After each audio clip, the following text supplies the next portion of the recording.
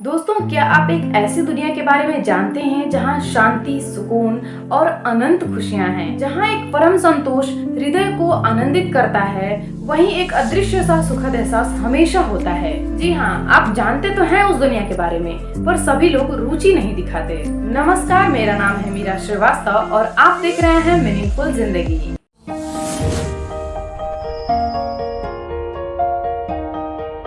तो चलिए, आज के एपिसोड में हम कराते हैं आपको उस दुनिया से रूबरू जो आप नहीं जानते, वो भी जानने की कोशिश करेंगे। खोजेंगे बहुत सारे प्रश्नों के जवाब और साथ ही जानेंगे इसके चमत्कारिक प्रभावों के बारे में। ये सफर है हमारे आंतरिक ज्ञान का सफर, भीतर के दुनिया की बहुत सारी पहेलियों को सुलझाने की एक छोटी सी यात्रा। इस दुनिया में जाने का एक ही रास्ता है, ध्यान या मेडिटेशन। अपने आंतरिक सफर की शुरुआत आप स्वयं से कर सकते हैं और यकीन मानिए, हम इसके फायदे शब्दों में बयां कर ही नहीं सकते हैं। इसके सुखद और चमत्कारिक एहसास को सिर्फ करके ही महसूस किया जा सकता है। क्या है मेडिटेशन? क्या है इसके फायदे? यह हमारे आम जनजीवन पर क्या प्रभाव डालता है? हम क्यों करें इसे, क्यों समय दें इसे?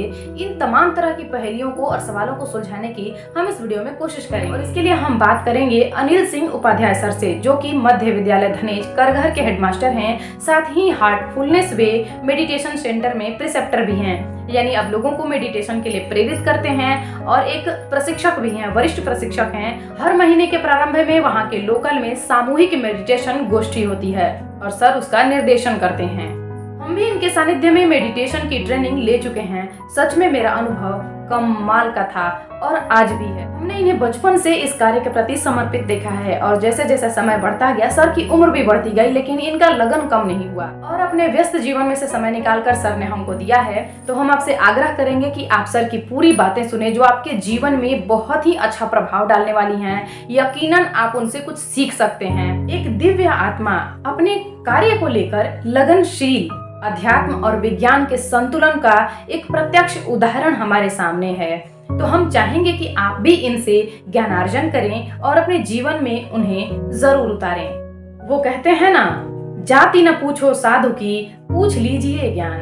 तो चलिए, आज के इस ज्ञान के एपिसोड की शुरुआत करते हैं। स्वागत है सर आपका हमारे YouTube चैनल मीनिंगफुल जिंदगी पर। सर, हम सबसे पहले ये जानना चाहेंगे कि मेडिटेशन यानी कि ध्यान क्या है? ध्यान का अर्थ है अपने अंदर झांकना, देखना। ध्यान में हम लोग सूक्ष्म और स्थूल दोनों प्रकार की बातों का ख्याल रखते हैं, लेकिन विशेष प्रकार के ध्यान में केवल सूक्ष्म बातों का, सोच का हम लोग ख्याल रखते हैं। जैसा ध्यान वैसा मन, जैसा ध्यान वैसा व्यवहार, वैसा संसार, वैसा भाग्य। सर, मेडिटेशन करने के क्या क्या फायदे हैं? मेडिटेशन के अनेक फायदे हैं। मेडिटेशन का लाभ मेडिटेशन की ऊंचाई पर निर्भर करता है कि मेडिटेशन की ऊंचाई क्या है। जैसा मेडिटेशन वैसा लाभ।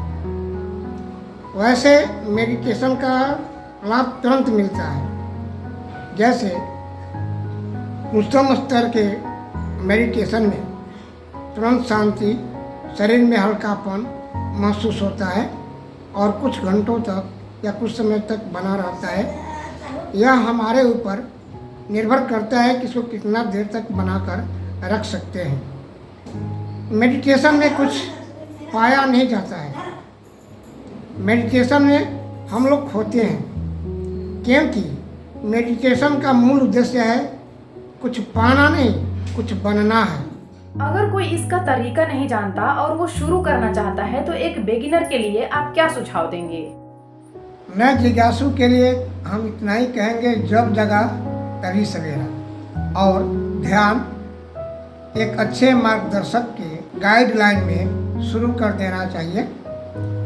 अपनी आवश्यकता के अनुसार गाइडलाइन सामान्य, उच्चतम से उच्चतम ऑटोमेटिक मिल जाते हैं, जो कि जीवन को कल दिव्य बना सकता है। मेडिटेशन दिन में कब करना सबसे सही रहता है? ध्यान का सबसे उत्तम समय ब्रह्म मुहूर्त कहा जाता है। ब्रह्म मुहूर्त का मतलब होता है प्रातः 4 बजे से सूर्योदय के पूर्व तक का समय। यह समय ध्यान का सबसे उत्तम माना जाता है, क्योंकि इस समय ईश्वरीय शक्ति की धारा सबसे अधिक मात्रा में बहती है।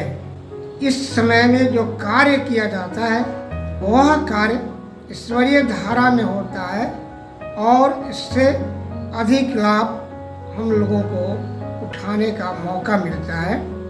इसलिए ध्यान का समय ब्रह्म मुहूर्त ही सबसे अच्छा है। वैसे तो ध्यान कभी भी किया जा सकता है। मेडिटेशन करने में क्या कोई सावधानी बरतने की भी जरूरत है? मेडिटेशन में कुछ सावधानियां हैं, लेकिन ये सावधानियां बहुत ही सूक्ष्म होती है और इसे अपने अंदर डालना पड़ता है और संवेदनशीलता के साथ इसका ख्याल रखना पड़ता है। वैसे मेडिटेशन बहते हुए पानी की तरह होता है और उसमें होने वाले परिवर्तन का ख्याल रखा जाता है। यदि मन भटकने लगता है तो पुनः अपने लक्ष्य को हल्के रूप से याद दिलाना पड़ता है ताकि हम उस लक्ष्य पर पुनः ध्यान केंद्रित हो जाए। ध्यान की सावधानी यह है कि जो अनुभव होता है वो हमेशा के लिए सदा सत्य होता है उस व्यक्ति के लिए जो ध्यान करता है। तो इसलिए ध्यान में होने वाले अनुभव को बड़ी सजग और संवेदनशीलता के साथ पकड़ने का प्रयास करना चाहिए। मेडिटेशन करने से हम अपने बाहरी जीवन में कैसे सुधार ला सकते हैं? बाहरी जीवन में सुधार लाने के लिए मेडिटेशन के साथ साथ दिव्य असूलों का पालन हमें स्वयं करना पड़ता है।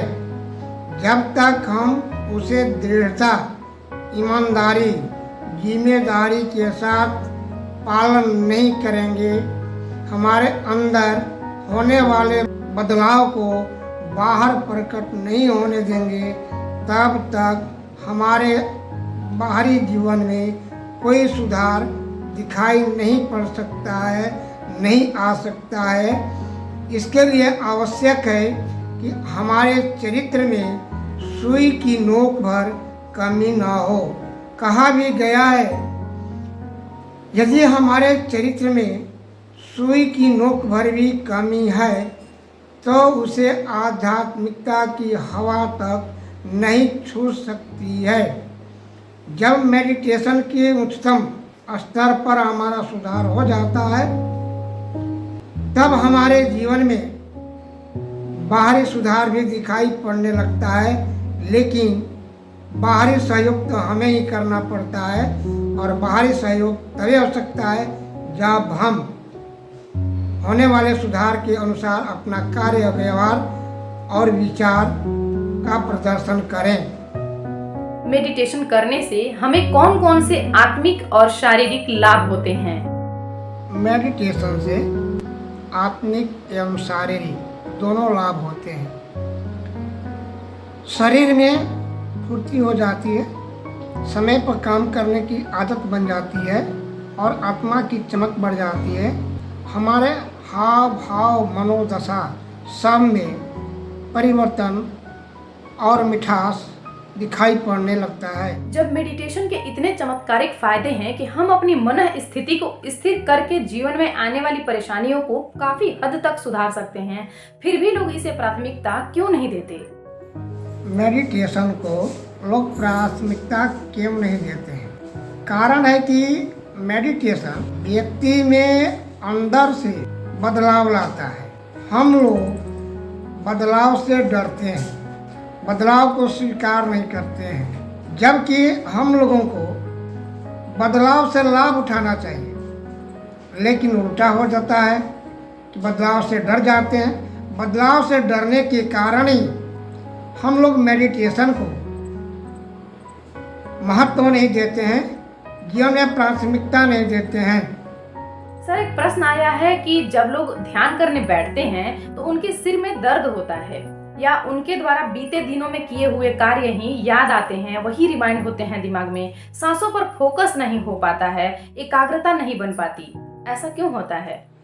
एकाग्रता के बारे में लोगों की सही समझ नहीं है। एकाग्रता का मतलब होता है सब कुछ भूल जाना। एकाग्रता का जिंदा उदाहरण है गहरी नींद में सोना, और यह ध्यान के माध्यम से होता है। जब हमारा ध्यान गहरी हो जाती है, विचार रहित हो जाती है, समाधि से भी परे हो जाती है, तब एकाग्रता आती है। एकाग्रता को महसूस किया जा सकता है, इसके पहले नहीं। ऐसे सामान्य भाषा में एकाग्रता का अर्थ होता है एक काम के बारे में लगातार सोचना, करना सावधानी के साथ। सर, मेडिटेशन ओवर थिंकिंग को कैसे कंट्रोल करता है? ओवर थिंकिंग का मतलब होता है अनावश्यक विचारों को आश्रय देना। जब हम अनावश्यक विचारों को सरल तरीका से हटाना जान जाएंगे तो अपने आप ओवर थिंकिंग बंद हो जाएगा। इसके साथ ही दिव्य असूलों को भी इसमें हम लोग शामिल कर सकते हैं। जैसे कोई आवश्यक नहीं है कि आज हम श्रेष्ठ हैं तो कल भी श्रेष्ठ रहेंगे। हम लोगों को अंदर ये स्वीकार करना पड़ेगा कि हम नहीं हारते हैं, मेरा अहंकार हारता है। अहंकार के कारण हम लोग बहुत से अनावश्यक बातों में उलझे रहते हैं और उसे धरातल पर उतारने के लिए, अपने जीत को प्रदर्शित करने के लिए अनावश्यक बातों में लगे रहते हैं, जिससे लगता है कि हम ओवर थिंकिंग कर रहे हैं और कल भविष्य में ये मेरा साथ देगा। जब तक हम सही ढंग से सोचने का तरीका नहीं अपनाएंगे, ओवर थिंकिंग भी नहीं हटाया जा सकता है, इसे बंद नहीं किया जा सकता है। आपका बहुत बहुत धन्यवाद सर, आपने अपना कीमती समय हमें दिया और हमारी जिज्ञासाओं और हमारे प्रश्नों को सरल शब्दों में हमें समझा दिया। आपका बहुत बहुत आभार। तो दोस्तों, उम्मीद है मेडिटेशन के इतने चमत्कारिक फायदे जानकर आप भी इसे अपने जीवन में प्राथमिकता देंगे। आज के लिए बस इतना ही। मिलते हैं नेक्स्ट वीडियो में कुछ नया लेकर। तब तक आप भी कुछ नया ट्राई कीजिए। Bye bye.